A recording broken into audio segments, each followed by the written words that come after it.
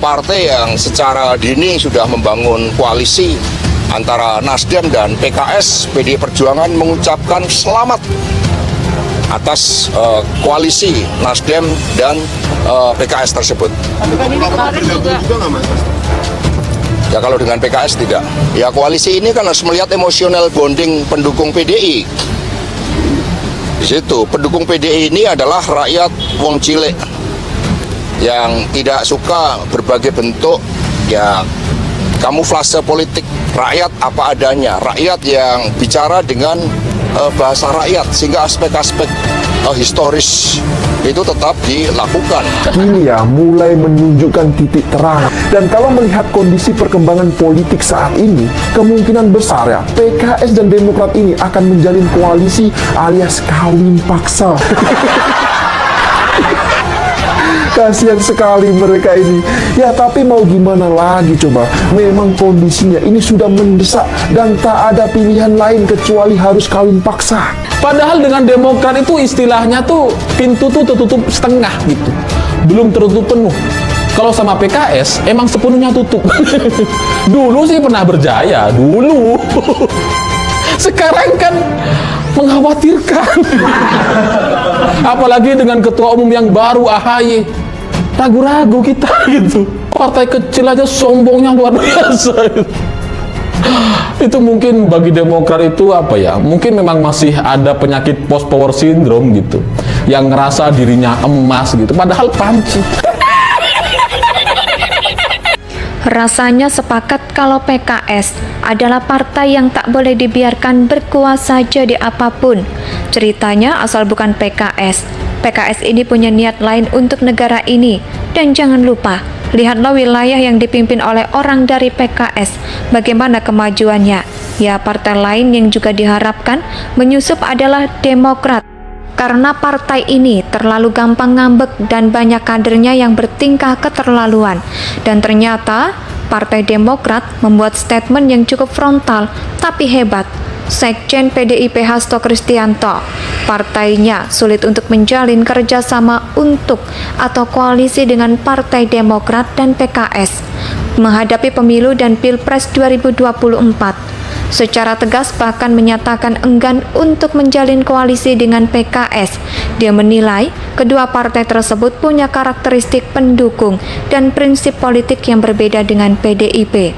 Hasto secara khusus mengomentari hubungan partainya dengan Demokrat yang menyebut basis pendukung PDIP merupakan wong cilik yang tak menyukai kamuflase dalam berpolitik.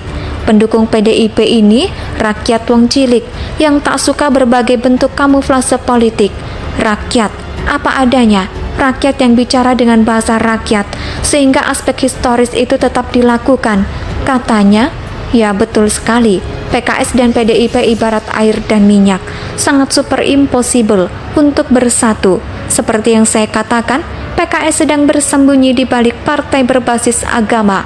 Kalau melihat rekam jejak kadernya, apalagi pemimpin yang berasal dari partai, maka kita akan langsung tahu nasib negara ini. Kalau PKS ya bidang kekuasaan Partai Demokrat, lalu buka suara terkait keputusan PDIP yang tidak mau berkoalisi. Bagi yang mengerti politik, dalam politik ada kawan dan lawan yang abadi, melainkan kepentingan Pak SBY. Sering juga menyebutkan sebagai suatu musuh terlalu banyak. 1000 kawan juga belum cukup, kata Khairul. Lalu, bandingkan Demokrat dengan PDIP. Dia menyebut Demokrat sebagai partai pro-rakyat, sedangkan PDIP partai yang mengklaim diri sebagai partai wong cilik, tapi menyulitkan rakyat dengan berbagai persoalan Partai Demokrat. Dan Mas Ketua Umum AHY akan terus berjuang untuk rakyat dengan sungguh-sungguh dan sepenuh hati. Toh bukan mengeksploitasi wong cilik, menyebut sebagai partai wong cilik, tapi kenyataannya merampok dan memakan jatah rakyat kecil yang sedang kesusahan, diterpa bencana korupsi bansos, katanya. Berkebalikan dengan Partai Demokrat yang gemar memberikan subsidi dan bansos pada rakyat saat kompensasi kebijakan, katanya. Lucu, tapi ternyata memang Demokrat masih belum banyak berubah. Suka prihatin dan ngambekan. Itu urusan PDIP mau koalisi dengan siapa. Kita pun tahu ada banyak kelompok rusak dan bikin gaduh, tapi berusaha menampilkan tampang tak berdosa. Demokrat juga harus mengacu pada masa lalu. Lihat proyek Mangkrak Hambalang, banyak lagi proyek lain yang tak selesai. Bukankah itu sama saja dengan merampok uang rakyat? Dari dulu kita tahu banyak sekali kader yang terlibat kasus korupsi. Sampai-sampai ada sindiran terkait slogan katakan tidak padahal korupsi. Demokrat bersama dengan PKS cocok untuk kerjasama. Keduanya agak mirip dan bahkan bisa saling melengkapi. Mereka memang ditakdirkan untuk sama-sama menjadi partai gurem. Makanya PDIP sudah tepat langsung tegas mengatakan tidak mau koalisi dengan dua partai tersebut. Bahkan kalau perlu jangan ada satu detik pun pemikiran untuk koalisi dengan mereka. Biarkan mereka pelan-pelan jatuhnya. Mungkin PKS bisa saja bergabung dengan Demokrat itu sendiri. Kalau sudah ada pertemuan sebelumnya, kalau Demokrat saya paham soal histori dan latar belakang. Kenapa PDIP tidak mau bekerja sama? Salah satunya adalah SBY dan Megawati yang dianggap tidak akur hingga saat ini. Kan menurut kabar dan juga gerak-gerik Demokrat, sampai saat ini sepertinya ada kesan AHY harus didorong jadi calon presiden. Apapun ceritanya, note, memang padahal masih bisa menyesuaikan diri sebagai camat atau sejenisnya. Rasanya sepakat kalau PKS adalah partai yang tak boleh dibiarkan berkuasa jadi apapun.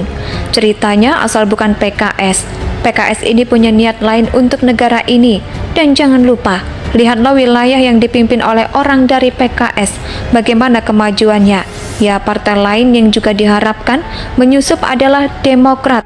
Karena partai ini terlalu gampang ngambek dan banyak kadernya yang bertingkah keterlaluan. Dan ternyata Partai Demokrat membuat statement yang cukup frontal tapi hebat. Sekjen PDIP Hasto Kristianto, partainya sulit untuk menjalin kerjasama untuk atau koalisi dengan Partai Demokrat dan PKS menghadapi pemilu dan Pilpres 2024. Secara tegas bahkan menyatakan enggan untuk menjalin koalisi dengan PKS.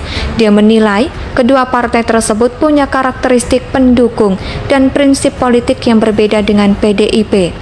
Hasto secara khusus mengomentari hubungan partainya dengan Demokrat yang menyebut basis pendukung PDIP merupakan wong cilik yang tak menyukai kamuflase dalam berpolitik. Pendukung PDIP ini rakyat wong cilik yang tak suka berbagai bentuk kamuflase politik. Rakyat apa adanya, rakyat yang bicara dengan bahasa rakyat, sehingga aspek historis itu tetap dilakukan.